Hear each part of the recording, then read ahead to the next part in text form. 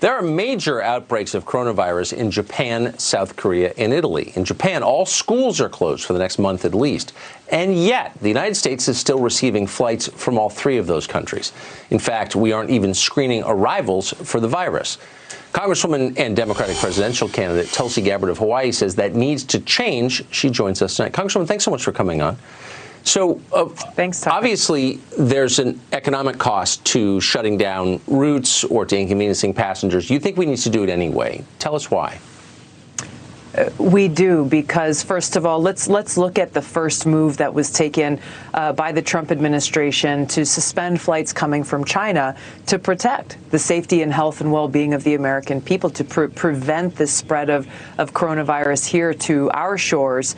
Similarly, this is what needs to happen with Japan, South Korea, and Italy, these other countries who are going through a serious outbreak that they are dealing with. And like you said, there is still no screening taking place, not only on arrival with people coming here, but what I think needs to be done is people should be tested before they get on the plane. In that case and in that instance, if people are tested, they come out negative, then they can go about their business. This will have some economic impact. There's no doubt about it. But that impact in the short term now, by taking this action, will pale in comparison to the economic hardship and challenges we'll face in this country if these flights are allowed to continue.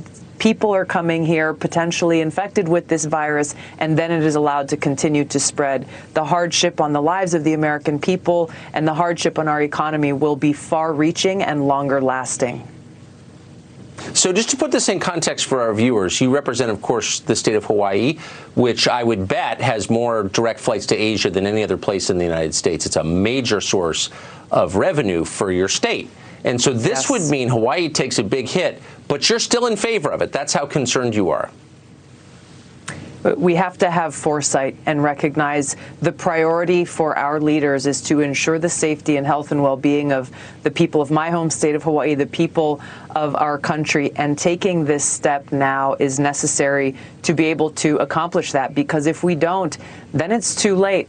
Then the coronavirus may have already taken root. And again, you're looking at impact on jobs, impact on schools, impact, yes, on a state like ours that's heavily dependent on tourism, that will be far more long-lasting and devastating.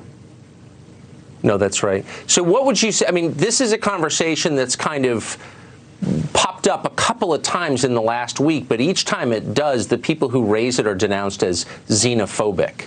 How would you respond to that? It's looking at the facts and looking at the reality. Unfortunately, there has been some xenophobia around this outbreak that began in China that must be denounced. Really what we're talking about is the United States, the American people, as well as how small this global community is and how essential it is that we work with other countries to be able to prevent this from becoming an all-out pandemic.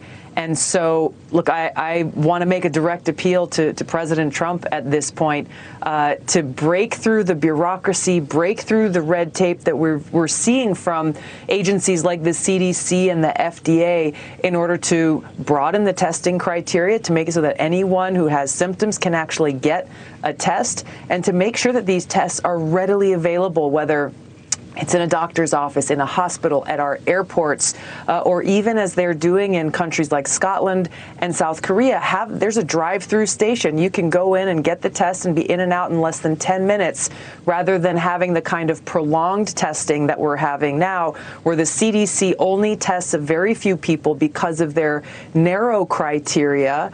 And then you've got to wait 4 days if you're one of those people who gets tested. Potentially, if you have the virus, putting you in a place where you're exposing other people and putting them at risk. We've got to get on the ball on this. It seems like a no-brainer for sure. Congressman, thank you so much for saying that. You're one of the few. Appreciate it. Thank you, Tucker.